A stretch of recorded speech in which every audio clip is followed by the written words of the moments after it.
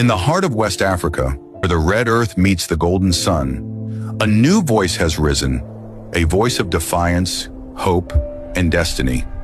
His name is Ibrahim Traoré, a soldier, a believer, a son of Burkina Faso. Born on March 14, 1988, he grew up not in palaces or privilege, but in the dust of ordinary struggle. His strength was not inherited, it was earned.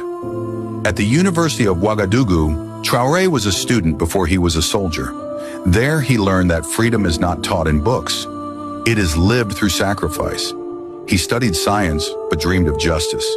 By 2006, he had joined the army of Burkina Faso, a young man in uniform, ready to serve a nation searching for its identity. In the chaos of insurgencies and broken promises, he rose through the ranks with quiet determination. His comrades called him IB, a name spoken with respect, for the captain who led from the front, who refused to abandon his men when bullets fell. Then came September 2022, a time of deep crisis. Burkina Faso was bleeding, its people losing faith, its leadership losing grip. And from the midst of uncertainty, Traoré stepped forward. Not for glory, not for greed, but because silence was no longer an option. The world called it a coup. He called it a turning point. The old order fell, the young captain became president, and a new chapter began. He was just 36 years old, one of the youngest leaders in the world, but his words carried the weight of a century of struggle. He spoke not just for Burkina Faso, but for every African nation still trapped in the shadow of exploitation.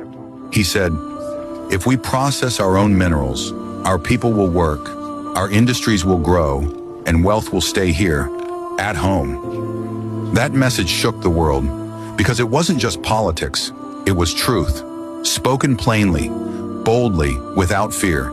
They called him defiant, they called him dangerous, but to his people, he became a symbol of dignity. He reminded Africa that independence is not a day in history, it is a daily battle, a constant demand to be respected, not as beggars, but as builders. He speaks French, Dioula, and the universal language of conviction. And his dream is an Africa that decides for itself, that builds with its own hands, that feeds, protects, and leads its own people.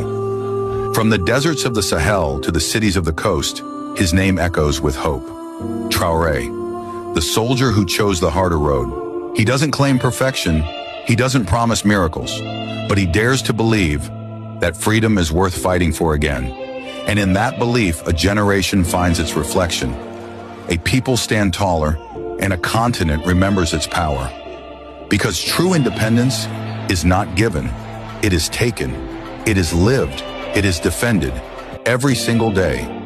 And that is the story of Ibrahim Traoré, the captain who dared to rebuild a nation,